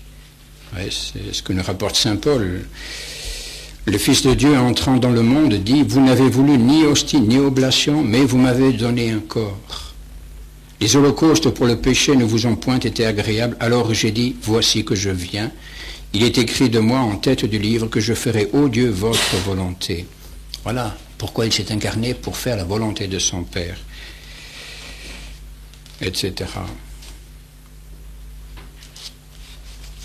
Et donc on ne peut pas imaginer, même si malheureusement certains hérétiques l'ont fait, imaginer qu'il y ait une sorte de conflit intérieur. Jésus-Christ voulait, ne voulait pas, une sorte de dispute un petit peu. Non, absolument pas. Il y a simplement, il faut toujours revenir à cela, c'est deux natures en Jésus-Christ. Ces deux natures, la nature humaine et la nature divine, tout cela, dans l'unique personne divine. Donc, Jésus-Christ, de sa volonté, je dirais, rationnelle, sa volonté supérieure, veut exactement tout ce que veut son Père. Il n'y a pas de distinction entre sa volonté et celle de son Père, mais il y a aussi l'homme, il y a la sensibilité de l'homme, cette sorte de volonté de nature qui est le désir, plus qu'une volonté, le désir de la nature qui veut échapper à la mort. Et ça, c'est instinctif, et ça, aucun homme, ne peut marcher à la mort comme ça, sans trembler. C'est pas possible, ça. C'est à moins d'être, qu'il y ait un petit problème, quoi. C'est pas pensable, ça. C'est naturellement, la nature tremble, voilà. Et notre Seigneur, donc, là, encore une fois, manifeste, je dirais, son humanité. Il est vraiment l'un des nôtres, Et en tout cas, vous voyez, donc cette prière se déroule toujours, encadrée, dans la volonté de son Père. Elle commence, par ce recours à la volonté de son Père. Si vous le voulez, tout vous est soumis, tout vous est possible. Ensuite, expression de la prière, que ce calice s'éloigne de moi, mais non pas ma volonté, mais la vôtre. Voilà. Donc la prière commence dans la volonté de Dieu et s'achève dans la volonté de Dieu. Et alors là, vous voyez, ça c'est vraiment la prière parfaite. Une prière qui est faite dans ce cadre-là, dans ce contexte-là, on peut tout demander à Dieu. Tout ce que vous voulez. Le plus colossal, etc. Du moment que c'est toujours soumis à la volonté de Dieu. Puisque tout vous est possible, si vous le voulez, voilà moi ce que j'aimerais. Cela dit, non pas ma volonté, mais la vôtre. Voilà. À ce moment-là, demandez tout ce que vous voulez. Et vous serez exaucé. Parce que la volonté de Dieu s'accomplira, même si ce n'est pas la vôtre. Qu'est-ce que vous voulez faire? Et c'est ce que nous voulons. Ce que nous voulons, c'est la volonté de Dieu, ce n'est pas la nôtre. Si ma volonté est mauvaise, si ma demande n'est pas ordonnée, si ma demande n'est pas bonne, il ne faut surtout pas qu'elle s'accomplisse. Surtout pas que ma volonté s'accomplisse, que la volonté de Dieu s'accomplisse. Maintenant, si ma volonté est accordée, si elle est bonne, ma volonté s'accomplira, mais en fait, c'est la volonté de Dieu qui s'accomplira. Donc, ce sera toujours la volonté de Dieu qui s'accomplira. Deo gratias. Prière parfaite, ça. Eh oui. Oui, cette première prière de notre Seigneur, donc cet premier moment de la prière de notre Seigneur. Oui. Combien de temps a duré cette première prière? Sans doute 1 heure. Sans doute 1 heure. Et les auteurs aiment, d'ailleurs, je pense qu'ils n'ont pas tort, répartir justement ces 3 prières de notre Seigneur sans doute sur 3 heures. Donc il est probable que l'agonie de Jésus-Christ a duré 3 heures. 3 fois il va revenir prier, 3 fois il va revenir vers ses apôtres, et il est vraisemblable que chacun de ces temps de prière et d'agonie aura duré 1 heure à peu près. Et voici donc notre Seigneur qui au bout d'1 heure revient vers ses apôtres. Là aussi, vous voyez, les auteurs considèrent un petit peu cela. Pourquoi revient-il vers ses apôtres au bout d'un moment? Mais là aussi, c'est très, très humain. Vous voyez. Nous-mêmes, je pense, nous connaissons un peu ces moments de désarroi, d'angoisse, de tristesse, vous voyez, qui finalement, je dirais, nous mettent même dans une certaine agitation. On a besoin de bouger un peu, pour distraire un petit peu notre peine, notre tristesse, notre solitude. Ouais. Voilà, on se met à se déplacer, on va chercher quelqu'un, on va chercher une présence, ouais, quelqu'un qui est là, qui nous empêche justement de trop souffrir, un contact humain, un contact amical, affectueux, même une activité quelconque, ouais, pour distraire un petit peu notre souffrance, ouais, pour oublier un petit peu tout ce dégoût qui est en nous. Eh bien, sans doute, là, notre Seigneur, bien oui, était réduit lui aussi à cet état. Et au bout d'une heure, donc, il revient vers ses apôtres, il vient voir un petit peu, bien justement, s'ils sont toujours avec lui, s'ils ont veillé avec lui, s'ils ont prié avec lui, etc. Et comment les trouve-t-il? Endormis. Et Saint Luc nous dit même, je crois que c'est Saint Luc qui nous dit ça, endormis de tristesse. Endormis de tristesse. Mais sans doute avait-il commencé à assister au début de l'agonie de notre Seigneur, et quand même, je pense, ça a dû les faire souffrir un petit peu, ouais. Bon, alors sans doute en plus la fatigue, il commençait à se faire tard, ouais. L'émotion, tous ces événements, une sorte de tristesse, oui. Parfois ça arrive comme ça, une sorte de je sais pas comment dire ça, mais de langueur, ouais, de tristesse un peu, qui nous met dans un certain abattement et qui nous endort. Voilà. On voudrait rester un petit peu, mais on n'a plus envie, même à la limite, oui. Alors, ma foi, on laisse la nature faire les choses et puis on s'endort. Voilà. Eh bien, c'est ce qui est arrivé à nos pauvres apôtres. Ouais. Ils se sont endormis, fatigués, tristes, fatigués, abattus, et donc endormis. Et notre Seigneur revient vers eux et les interpelle, gentiment. Il les réveille quand même, enfin.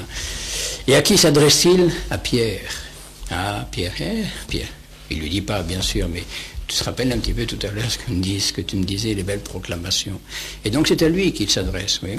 D'abord parce qu'il est le chef. Attention, c'est lui le chef des apôtres, hein, Pierre. C'est à lui qu'a été promis le gouvernement de l'Église. C'est lui qui a été institué chef du collège apostolique, si l'on veut dire. Donc c'est à lui que notre Seigneur s'adresse. Et puis justement, c'est lui qui tout à l'heure menait un petit peu l'équipe pour protester justement de la fidélité, etc. Non, on ne vous abandonnera pas, même si tout le monde est scandalisé, nous, on restera avec vous, etc. Eh bien, c'est pourquoi Jésus-Christ s'adresse à lui. Et comment l'appelle-t-il? C'est très révélateur, c'est là aussi. Il ne l'appelle pas Pierre. Non, mais il l'appelle Simon. Simon, c'est le vieil homme. Et oui, vous voyez, Simon, c'était le nom qu'il portait avant, quand il était pêcheur, quand il était le baroudeur là sur les bords du lac de Tibériade, etc. Bon, c'était le vieil homme, voilà, il s'appelait Simon.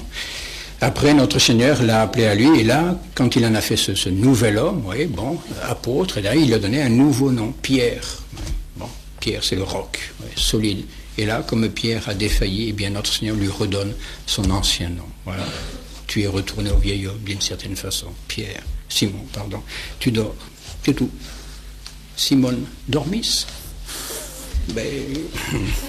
Eh oui. Bon, c'est pas un vrai reproche, mais quand même, voilà. Hein, c'est plein de délicatesse, bien sûr, mais il y a quand même une certaine tristesse, sans doute, justement, dans cette interpellation de notre Seigneur.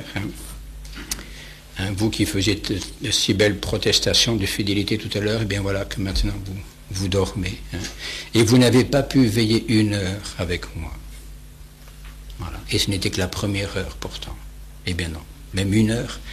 Vous n'avez pas pu veiller 1 heure avec moi. Oui. Et il renouvelle sa recommandation, veillez et priez, afin de ne point tomber dans la tentation, car l'esprit est prompt, mais la chair est faible. Hein, nous connaissons bien, je pense, ces paroles. Ce sont quasiment les ultimes recommandations que Jésus-Christ laissera à ses apôtres. Hein, veillez et priez, afin de ne point tomber dans la tentation. L'esprit est prompt, mais la chair est faible. Veillez. Donc ce devoir de vigilance, hein, donc c'est la prudence humaine, prudence surnaturelle, prudence, veiller. Hein. Veiller, c'est le rôle de la vigie. scruter un petit peu l'horizon pour voir ce qui se passe, un petit peu, ne pas se jeter dans les pièges, ne pas se laisser surprendre, etc. Éviter au contraire justement les pièges qui nous sont tendus, veiller, mais ne pas se laisser mener comme ça au vent des événements, non, veiller, ce devoir de prudence, donc. Et puis la prière, bien sûr, hein, ça c'est les deux, je dirais, c'est les deux garde-fous du baptisé, du chrétien, la vigilance et la prière. Ouais.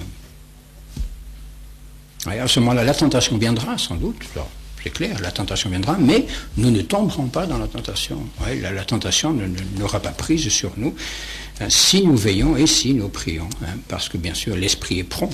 L'esprit est prompt, voilà. Encore une fois, hein, des proclamations, des résolutions, ça va bien, spirituellement, intellectuellement, ça va toujours, mais la chair. Hein. Et donc c'est cette chair, la chair, c'est l'homme, simplement, ce pauvre homme que nous sommes, chacun d'entre nous, bien qu'il faut justement garder à l'abri d'une certaine façon. Hein, c'est sur lui qu'il faut veiller. Ouais. Veiller et prier afin de ne point tomber dans la tentation. Et voici que notre Seigneur repart, donc après les avoir un petit peu secoués, gentiment, enfin un petit peu réveillés, les avoir invités encore, leur demander encore de veiller, de prier avec lui, etc. Et notre Seigneur, retourne un petit peu plus loin. Oui, il faudrait pouvoir se représenter ça, sans faire du théâtre, hein, il ne s'agit surtout pas de faire du théâtre, hein, mais se représenter un petit peu la scène, ouais, c'est le jardin des Oliviers, donc peut-être un peu, pas comme on approche de Pâques, peut-être un petit rayon de lune, ouais, cette obscurité, cette solitude de notre Seigneur, ouais, puis, je sais pas, essayer de voir un petit peu comment tout cela pouvait se passer, pour essayer de tenir compagnie un petit peu à notre Seigneur, ouais. Et voici que notre Seigneur, retourne donc dans sa prière, sans doute une deuxième heure ici, qui va se passer. Et la prière de notre Seigneur se fait un tout petit peu différente. Trop souvent, je crois, on ne distingue pas bien les deux prières de Jésus-Christ, du moins les formules que nous en avons dans les évangiles. Mais notre Seigneur sent bien que sa souffrance intérieure continue. Elle n'est pas évacuée, elle est toujours là, malgré, je dirais, tout sa prière et malgré les efforts, les recherches de consolation qu'il a fait. Et donc cela est pour lui un indice manifeste et clair, hein, bien que la volonté de son Père s'accomplit. Et la volonté de son Père, c'est qu'il continue à souffrir. Voilà. Il le savait déjà, bien sûr, mais je dirais là, la volonté se manifeste clairement.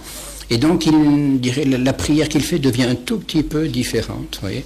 Que dit-il, cette fois, à son Père, la formule de cette deuxième prière, il n'y a que saint Matthieu qui nous la rapporte. Voyez.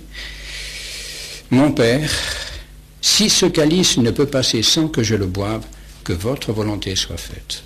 Vous voyez, il n'y a plus de demande. Là. Ouais.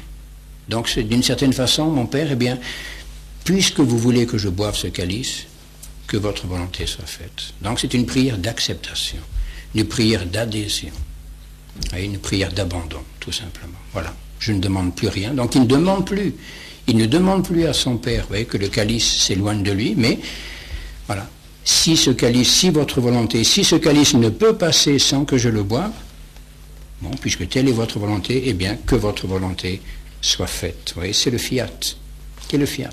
Le fiat du premier instant de son incarnation, c'est le fiat de Notre-Dame, c'est le fiat. Voilà, et c'est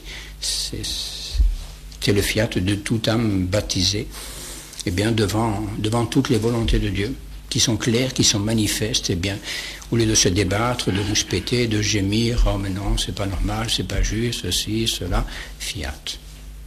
Et c'est la prière libératrice. Une fois qu'on a dit fiat, la volonté de Dieu s'accomplit, et à ce moment-là, c'est Dieu qui prend les choses en main. Il n'y a plus d'obstacle à la volonté de Dieu, et donc, tout se passera selon la volonté de Dieu, et donc tout se passera bien. C'est clair, c'est sûr. Oui. Alors, soumission de l'âme, soumission parfaite de l'âme, qui n'exclut pas, attention, ces répulsions de la nature. Toujours pareil, il faut pas croire, ce n'est pas parce qu'on est soumis parfaitement, intérieurement parfaitement soumis à la volonté de Dieu, que la souffrance va cesser. Non, les répulsions naturelles vont continuer, vont demeurer, la souffrance va demeurer peut-être, mais l'âme sera dans la paix, parce qu'elle est dans la main de Dieu. Voilà, parce qu'elle adhère à la volonté de Dieu. Et donc, eh bien, voilà, c'est cet accord des volontés qui réalise justement la paix. Et cette acceptation de la volonté de Dieu, eh bien, va permettre justement, eh bien, à cette volonté de Dieu de s'accomplir, oui, alors, à la perfection. Et on peut penser que cette deuxième heure de l'agonie de notre Seigneur soit son heure la plus cruelle. Oui. Parce que là, il a dit fiat, et c'est peut-être à ce moment-là, justement, bien que ayant donné la permission, ayant donné toute liberté à la volonté de Dieu de s'accomplir en lui, eh bien c'est peut-être là qu'il va être vraiment au cœur de son agonie. Et c'est peut-être à ce moment-là, justement, bien qu'il connaîtra cette sueur de sang, hein, dont nous reparlerons dans quelques instants. Oui. Troisième fois, au bout d'une heure sans doute, encore une fois, notre Seigneur revient vers ses apôtres. Il revient de nouveau, et comment les trouve-t-il? Eh bien, encore endormis, une nouvelle fois. Bon, combien de temps ont-ils tenu ça? Dieu seul le sait.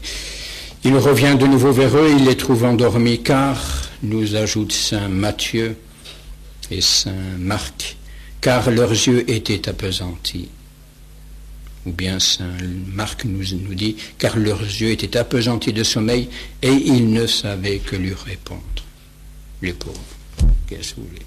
Ils sont surpris encore une fois, une sorte de flagrant délit de faiblesse, et de fatigue, je sais pas quoi, etc. Bon, ils sont tout chiffonnés, si l'on peut dire, ouais, etc. Et puis notre Seigneur qui vient encore les reprendre, les réveiller, les pauvres, ils ne savent pas quoi dire. On n'a rien à dire. Sinon confesser notre faiblesse, ben oui, on a dormi, qu'est-ce que vous voulez? Bon, et notre Seigneur repart. Vous voyez, au fur et à mesure que nous avançons, bien, bon, nous avons de moins en moins de témoignages des paroles que dit notre Seigneur. Notre Seigneur repart sans doute pour une troisième heure de prière. Oui, et que fait-il là? Eh bien, nous ne le savons pas. Sinon, saint Matthieu seul nous explique cela très très brièvement au verset 44. Il s'en alla encore et il pria pour la troisième fois en disant les mêmes paroles. Oui. Voilà, troisième heure d'agonie, de solitude, de souffrance. Et ensuite, eh bien, au terme de cette troisième prière, il revient vers eux et les trouve encore endormis, encore une fois, bien sûr, et cette fois, que leur dit-il? Eh bien, dormez, allez, dormez en paix, dormez maintenant et reposez-vous, car voici que l'heure approche et le Fils de l'homme sera livré aux mains des pécheurs. Donc, voilà, allez. Bon, il sait que son agonie est terminée, il sait que l'heure va être est venu justement, bien, où on va venir le chercher, etc. Donc, eh bien, que fait-il? Eh bien, il demande à ses apôtres de dormir. Voilà, reposez-vous, prenez des forces, hein, parce que, eh bien, c'est maintenant que vous en aurez besoin. Hein, dormez, reposez-vous. Une sorte de, peut-être de résignation, un peu mélancolique chez notre Seigneur, ben, puisque vous ne savez rien faire d'autre que dormir. Ben, dormez, allez-y, dormez, mais prenez des forces, hein, parce que vous en aurez besoin. Ouais. Oui, et donc peut-être il est peut-être bon de parler un peu quand même de cet épisode donc, dont Saint Luc est le seul à nous parler. C'est l'ange du ciel et la sueur de sang. C'est un épisode très, très, très curieux. Alors là-dessus, bien sûr, les pères de l'Église, les théologiens sont tous penchés là-dessus. Hein. Qu'est-ce que cela signifie? Cet ange même, quel était-il? Vous voyez, cet ange. Cet ange qui lui apparaît du ciel pour le fortifier, nous dit saint Luc, et étant tombé en agonie, il priait plus instamment. Oui, alors bien sûr, les anges, bon, n'imaginons pas, oui, certains l'ont pensé que c'était l'ange gardien de notre Seigneur. Hein. Notre Seigneur n'avait pas d'ange gardien. Comment voulez-vous qu'il ait un ange gardien puisqu'il est le Fils de Dieu? Il ne peut pas avoir d'ange gardien. Oui. L'ange gardien, c'est quelqu'un qui veille sur nous pour nous guider, nous instruire, nous éclairer, nous protéger. Est-ce qu'un ange peut instruire le Fils de Dieu? Enfin, quand même. Qu'est-ce qu'il voulait qu'il lui apprenne, ce pauvre ange? Il en sait tout un tas, mais le Fils de Dieu en sait beaucoup plus que lui. Donc un ange n'a rien à apprendre au Fils de Dieu. Et cet ange qui vient consoler notre Seigneur, donc il vient le fortifier, il ne vient pas lui raconter d'histoire d'une certaine façon, ou lui dire, mais non, vous inquiétez pas, tout va bien s'arranger. Certainement pas, c'est pas. Non, semble-t-il, et bien tout simplement, il vient lui tenir compagnie, un ange qui est un témoin du ciel, un envoyé de son Père, eh bien, qui vient peut-être assurer auprès de lui, bien, cette présence, justement, que les apôtres ne pouvaient pas assurer, ou bien essayer justement d'apporter à notre Seigneur, dans cette angoisse, bien, la consolation de la présence du ciel, la présence de son Père, une certaine forme de présence, vous voyez. C'est un ange, c'est une apparition réelle de cet ange. L'évangéliste le dit bien, il lui a paru. Un ange lui a paru. Donc une apparition visible, sensible. Et si la chose a été rapportée, c'est que sans doute même, peut-être, de loin, l'un ou l'autre des apôtres l'a vu, cet ange, peut-être, tenir compagnie à notre Seigneur. Donc une apparition réelle, objective, ce n'est pas une sorte d'imagination ou je ne sais quoi, non. Et qui vient donc réconforter ou conforter notre Seigneur, Bon, le conforter sous le rapport, bien sûr, de son âme, cette âme torturée, cet esprit torturé.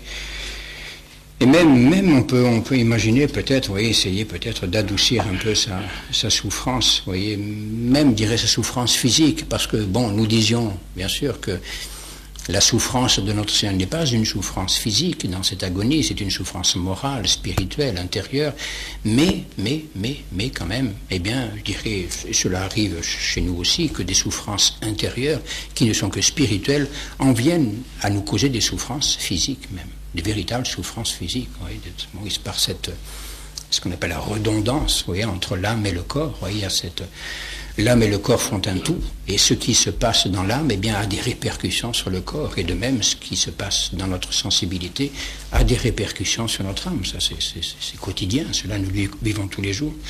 Et donc, eh bien, cette souffrance intérieure, eh bien, en finit par avoir chez lui, justement, ces expressions extérieures, et qui vont s'exprimer justement par cette sueur de sang. Cette sueur de sang dont les spécialistes, les théologiens, les médecins, etc., disent que c'est une chose qui arrive effectivement dans des grandes angoisses, des grands tourments intérieurs. Bon, sans aller peut-être, quant à nous, jusqu'à suer du sang ainsi, bon, il nous arrive peut-être dans des moments de grande angoisse, de grande frayeur, de grands tourments, mais de transpirer.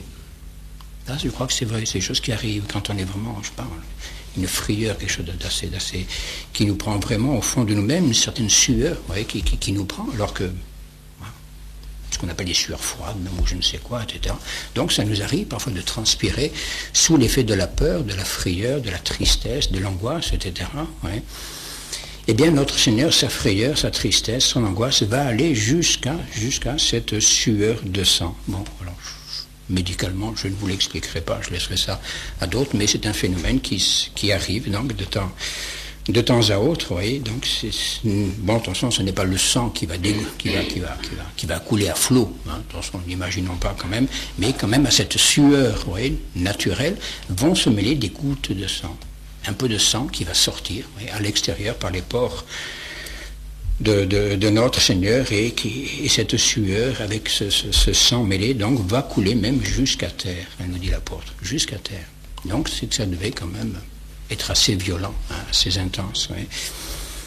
Et ça c'est sans doute une souffrance, je pense, la cause d'une souffrance physique, mais qui est l'effet de cette souffrance intérieure, de cette souffrance morale, souffrance spirituelle. Alors voyez un petit peu ce que devait être cet état de déchirement, d'angoisse, d'agonie intérieure, cette horreur dans laquelle vivait certainement l'âme de notre Seigneur. Comme dit saint Bernard dans un sermon, Jésus a pleuré non seulement par les yeux, mais par tout son corps des larmes de sang, afin de purifier toute l'Église. Et non seulement avec ses yeux il a pleuré, mais il a pleuré avec son corps, des larmes de sang, afin de purifier toute l'Église. Et oui, parce que l'Église est son corps, le corps mystique. Eh bien, son corps a souffert totalement, ces larmes de sang. C'est l'Église ainsi qui est purifiée par ces larmes de sang. Et c'est Bède encore qui nous donne ce petit commentaire sur cet épisode-là de la sueur de sang et de l'ange. Quand vous aurez prié avec humilité, le front prosterné contre terre, avec persévérance, vous verrez aussi apparaître, nous assure donc Bède, l'ange de Dieu qui viendra vous consoler et présenter votre prière au Père qui est aux cieux. Eh oui. Si nous savons nous aussi prier comme notre Seigneur avec intensité, sans nous décourager, pendant des heures et des heures et des heures, même si, bon, etc., nous sommes dans la tristesse, l'angoisse la plus profonde, eh bien, nous verrons peut-être apparaître l'ange de Dieu qui viendra nous consoler. Il viendra nous consoler et peut-être simplement nous dire, ben voilà, ben ta prière, eh bien, elle est entendue de Dieu. Alors, patience, attends. Cette agonie de notre Seigneur, c'est quelque chose de terrible et qui comporte bien des mystères, hein, nous le disions, des mystères, cette agonie. Le premier mystère, eh bien, c'est peut-être justement, oui, la compatibilité. La compatibilité, oui, de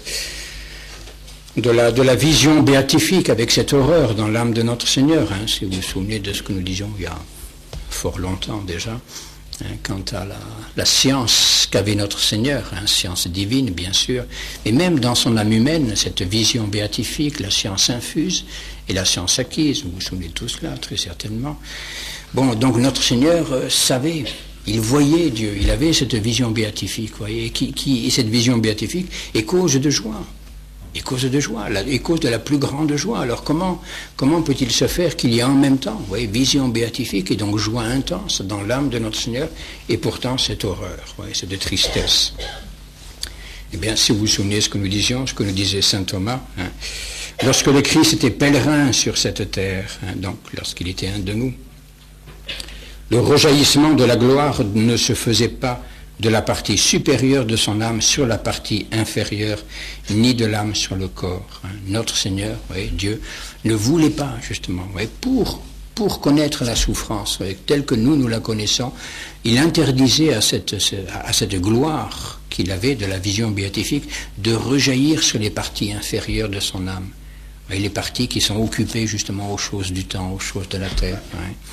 Donc la gloire, hein, de la vision béatifique ne rejaillissait pas sur la partie inférieure de son âme. Et de même, inversement, la partie supérieure de l'âme du Christ n'était pas entravée dans son opération par la partie inférieure. Oui, de même, une sorte de cloison, hein, je crois, nous avions dit, une sorte de cloison, bon, un petit peu, pas tout à fait hermétique, un petit peu comme ça laissait passer un petit peu à certains moments du moins, vous voyez, sorte de cloison. Donc dans le sommet de l'âme de Jésus-Christ, la vision béatifique, la gloire et la joie, et dans la partie inférieure, eh bien au contraire, la tristesse, hein, l'horreur, l'abandon. Ce qui permettait donc à la même âme, c'est sûr, notre Seigneur n'a qu'une âme, voyez, d'être à la fois, en même temps, voyez, dans la joie de la vision de Dieu, la joie de la vision de l'accomplissement de la vision de Dieu, et en même temps dans l'horreur, la tristesse et l'angoisse. Ouais. Et puis deuxième question, qui peut être encore plus mystérieuse, ouais. Mais comment notre Seigneur a-t-il pu souffrir à ce point-là, ouais. Qu'est-ce qui peut expliquer, je dirais, cette intensité de souffrance, ouais. Parce que quand même, bon, bien sûr, on peut, et c'est vrai tout cela, on peut se dire quand même notre Seigneur était innocent. Il est innocent. Il dirait, bon, tout ce qu'il voit, vous voyez, ces causes que nous avons vues tout à l'heure de la souffrance de notre Seigneur, bon, j'ai oublié, je vais revenir, voilà. Tous les péchés du genre humain, bon, d'abord, c'était là la première raison de cette souffrance de notre Seigneur, disions-nous. Ensuite, nous disions surtout la chute des Juifs et tous ceux qui étaient les plus proches, tous ceux qui étaient coupables véritablement de sa mort, ses proches, etc. Et puis ensuite, la perte de sa vie corporelle. Vous voyez, trois motifs, hein, à cette souffrance. Vous voyez. Bon, comment je dirais, ces trois visions ont-elles pu malgré tout le jeter dans un tel désarroi, une telle horreur, vous voyez. Si nous examinons ces trois motifs, bon, il est certain que nous les voyons là dans un ordre décroissant. Le moins important des trois, c'est sans doute le troisième, la perte de sa vie corporelle. Sans doute, attention, hein, ne négligeons pas quand même l'importance de la chose, mais parmi tout cela, la proximité de sa mort, la proximité de sa passion, la proximité de ses souffrances, qui sans doute lui causaient une horreur, ça, naturelle en lui, était sans doute le motif le moins important de cette souffrance. Parce que malgré tout, justement, même dans sa connaissance humaine, il savait de science certaine, ouais, eh bien que que cela finirait et que cela aurait un jour un terme et que tout cela, au contraire, eh bien, s'achèverait dans la gloire de la résurrection, etc. Oui. Donc, malgré tout, quelle que soit l'horreur des souffrances qu'il aurait à connaître, oui, cette répulsion instinctive, oui, à l'approche de sa mort, n'était sans doute pas le motif le plus profond de sa souffrance. Oui. La chute des Juifs, la chute de ceux qui le péché de ceux qui le mettraient à mort, etc., la chute même de ses disciples, sans doute aussi était un motif très très puissant de souffrance. Oui. Mais je dirais, malgré tout, je pense que ce n'était pas le motif non plus le plus important. Et il est clair, très certainement, que le motif le plus profond, le plus mystérieux peut-être de la souffrance de notre Seigneur, eh bien, ce sont les péchés des hommes. Les péchés des hommes. Le Christ, nous dit encore saint Thomas d'Aquin, s'est affligé non seulement de la perte de sa propre vie corporelle, mais aussi des péchés de tous les autres hommes. Sous ce dernier aspect, la douleur du Christ a dépassé celle que pouvait provoquer la contrition dans n'importe quel homme. Elle avait en effet sa source dans une sagesse et une charité plus grande et augmentait en proportion. Et d'autre part, le Christ souffrait pour tous les péchés à la fois, suivant la prédiction d'Isaïe. Il a vraiment porté sur lui toutes nos douleurs. Oui, donc la perte de sa vie humaine, sans doute, oui, bien sûr. L'approche du moins de sa mort, la chute des Juifs, le péché des Juifs, la chute de ses proches, sans doute aussi, mais surtout, et le motif le plus profond de sa souffrance, c'est justement bien c'est cette somme des péchés humains. Ouais. Certains auteurs m'en parlent de cette solidarité du Christ et de la race humaine. Et c'est vrai que cette solidarité, mais attention, cette solidarité, il ne faut pas la voir, je crois, uniquement dans sa dimension humaine, mais il faut la voir dans sa dimension surnaturelle et mystique. Et je crois que là, dans cette agonie, si nous voulons bien comprendre l'agonie de notre Seigneur, ce qu'elle a été, il faut revenir à la doctrine du corps mystique. La doctrine du corps mystique. Ouais. Voilà. Le corps mystique dans lequel il y a une tête, il y a un chef et il y a des membres. Et tout ce qui appartient à l'un appartient à l'autre. Vous voyez, parce que si vous considérez, par exemple, les péchés des Juifs, etc., bon, c'est vrai que tous ces péchés qu'a vu notre Seigneur, si vous voulez, bon, il y a plusieurs façons de les considérer. Ou bien on peut les considérer, comme l'a fait sans doute Jésus-Christ, comme étant des offenses envers Dieu. Et il est certain que, étant donné la qualité, la nature de l'amour que Jésus-Christ avait pour son Père, la vision de tous ses péchés a dû le jeter dans un abîme de désolation, de voir un petit peu toutes ces insultes adressées à ce Père qu'il aime tant. Oui. Et ça, c'est une chose qui est intolérable, qu'on ne peut pas supporter, cela c'est vrai. Mais alors, voyez, si vous considérez cela dans la vision du corps mystique, voyez, tous ces péchés qui sont adressés à mon Père, qui s'adressent à mon Père, qui insultent mon Père, qui frappent mon Père, tous ces péchés sont commis par mes membres. Or, ce qui est fait par un membre, on l'attribue à qui? On l'attribue à la tête. Et c'est jusque-là que Jésus-Christ a voulu connaître l'horreur du péché, comme s'il en était lui-même le coupable, alors qu'il était sans péché, bien sûr, pur, innocent. Mais il a voulu sans doute, bon, bien sûr, ça c'est un petit peu mystérieux, c'est pourquoi, bien attention, sans doute a-t-il voulu connaître dans son âme l'horreur du péché tel, si on peut dire, bon, tel qu'il la connaîtrait si c'était lui-même l'auteur de ses péchés, alors qu'il est pur, encore une fois, qu'il n'a commis aucun péché. Ouais. Mais si vous voulez, il a voulu connaître, peut-être, et c'est pas du tout improbable cela, connaître en lui-même le dégoût que devraient nous provoquer tous nos péchés, et qui ne nous provoquent pas. Voilà. C'est ce manque de contrition, ce manque de repentir, cette absence de dégoût.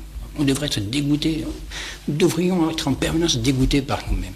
Tous ces péchés que nous commettons sans cesse, qui ne nous empêchent absolument pas de dormir. Et bien voilà, et c'est tout cela qu'il a voulu connaître, par cette sorte d'incorporation, cette réelle incorporation, au cours de son agonie, eh bien notre Seigneur a assumé d'une certaine façon tous les péchés des hommes. Il en a pris d'une certaine façon la culpabilité, la responsabilité, et il en a connu, je dirais, l'angoisse, vous voyez, de les avoir commis.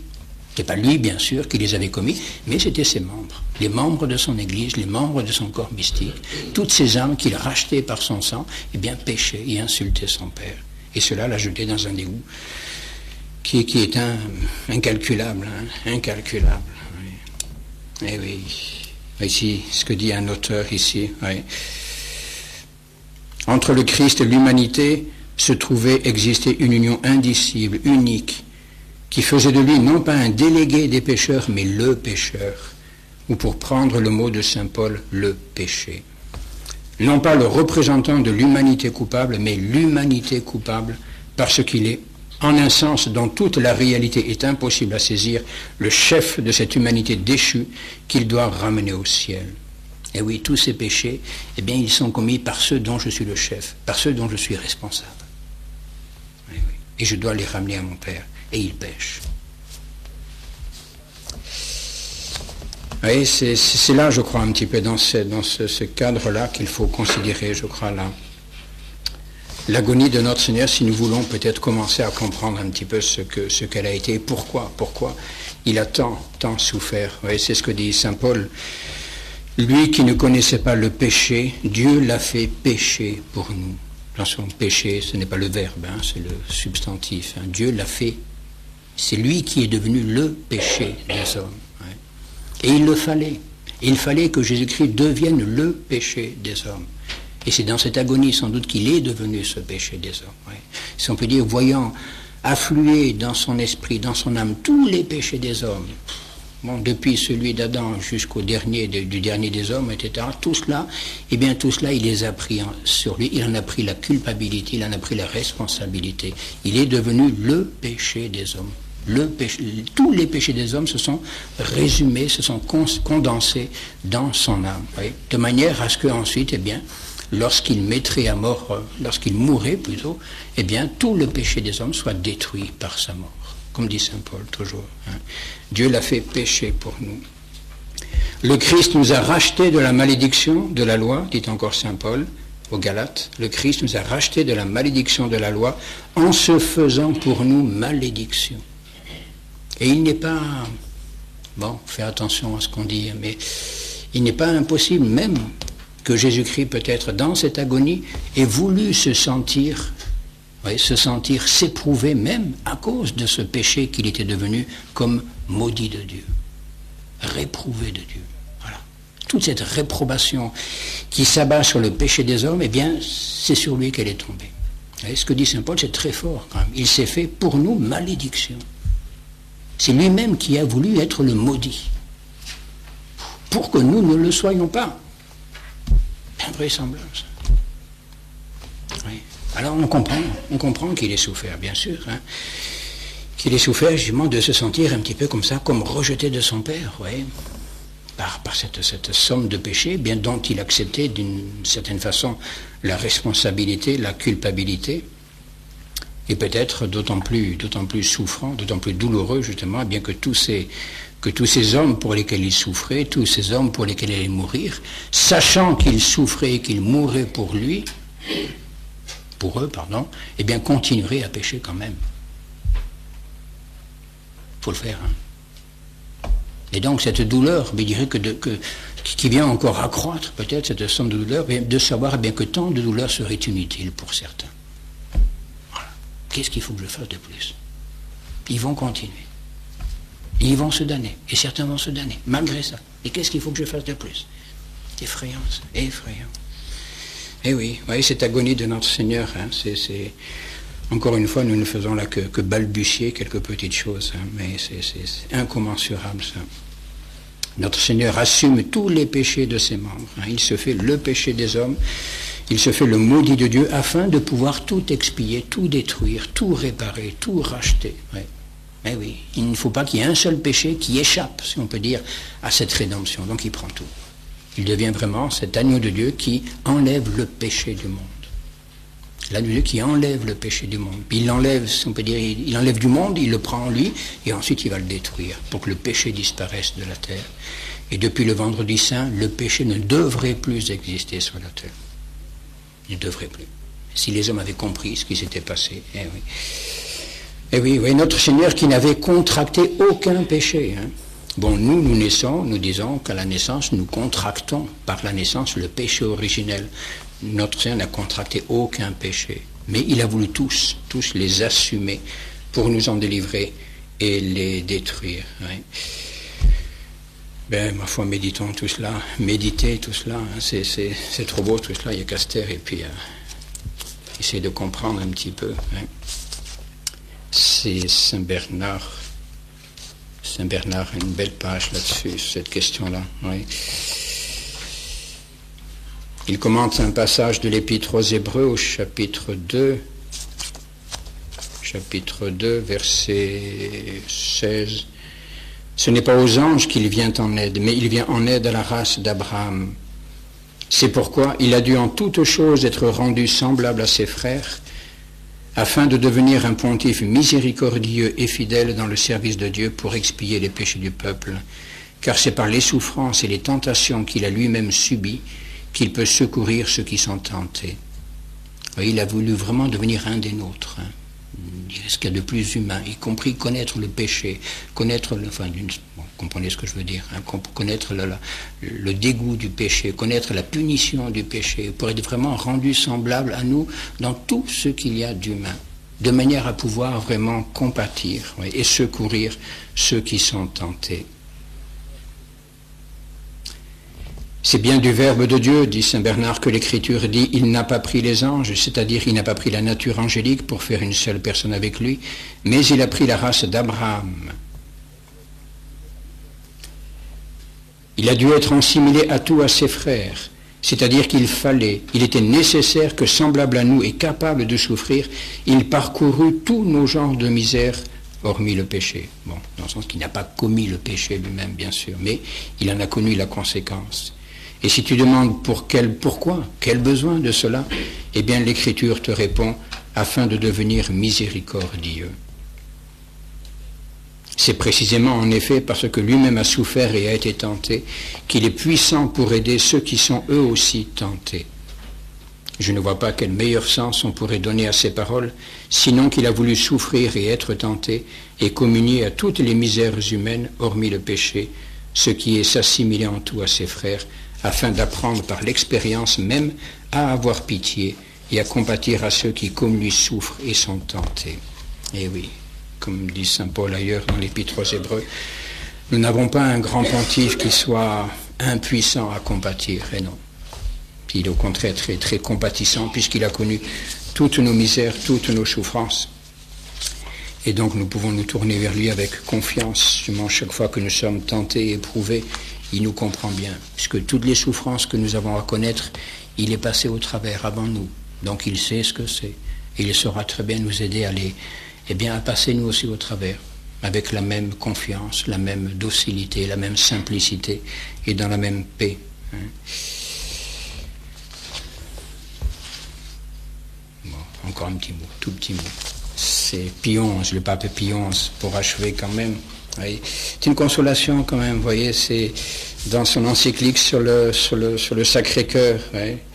C'est pour nous exciter un petit peu à la générosité. Hein, Parce que bien sûr, vous voyez, quand on considère cette agonie, cette passion, on peut se dire, oulala, mais misère, je suis un grand pécheur. Bon, c'est vrai, il faut se le dire, hein, je suis un grand pécheur, c'est vrai. Bon, je fais souffrir notre Seigneur, c'est vrai, etc. Bon, tout cela est bien déjà, mais il faut se dire aussi une autre chose. Oui. Voici ce que dit Pie XI, c'est très très court, mais ça ouvre tout un horizon, je crois aussi. Tout cela, les âmes pieuses ont d'autant plus de raison de le méditer que ce sont les péchés et les crimes des hommes commis en n'importe quel temps qui ont causé la mort du Fils de Dieu. Ces mêmes fautes, maintenant encore, causeraient la mort du Christ, entraîneraient les mêmes douleurs et les mêmes afflictions, puisque chacune d'elles, ainsi qu'on l'admet, est censée renouveler à sa manière la passion du Seigneur. Mais si, à cause de nos péchés futurs mais prévus, l'âme du Christ devint triste jusqu'à la mort, elle a, sans nul doute, recueilli quelque consolation, prévue elle aussi de nos actes de réparation, alors qu'un ange venant du ciel lui apparut pour consoler son cœur accablé de dégoût et d'angoisse. Ah, c'est très beau ça, très consolant. Savoir que par nos efforts, nos pénitences, nos réparations, nos expiations volontaires, eh bien, nous avons tenu le rôle de l'ange de la consolation. Eh oui, parce qu'il l'a vu, ça, notre Seigneur. Il a vu nos péchés. Bon, et tout cela a été pour lui cause de souffrance, de tristesse, mais il a vu également nos bonnes actions, il a vu nos générosités, il a vu nos efforts, etc. Et tout cela, ça a été pour lui une consolation immense, immense. Et voilà au moins quelqu'un pour qui ma souffrance n'est pas inutile, quelqu'un qui vient me tenir compagnie, quelqu'un qui m'aime, voilà, quelqu'un qui ne m'abandonne pas. Voilà, consolation pour notre Seigneur, c'est magnifique cela. Voilà, ben soyons des consolateurs.